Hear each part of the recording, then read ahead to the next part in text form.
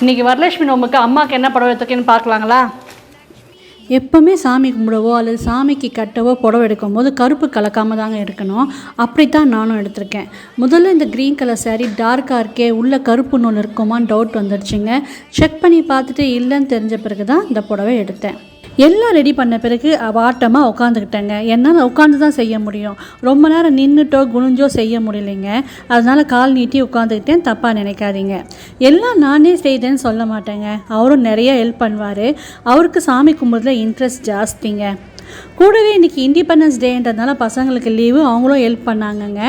நம்ம வீட்டுக்கு அம்மா வந்தாச்சு. அழகாக இருக்காங்க இல்லைங்க. நாளைக்கு காலையில் அம்மாவை கூப்பிட்டுட்டு போய் பூஜை அறையில் உட்கார வச்சு பூஜை பண்ணலாங்க.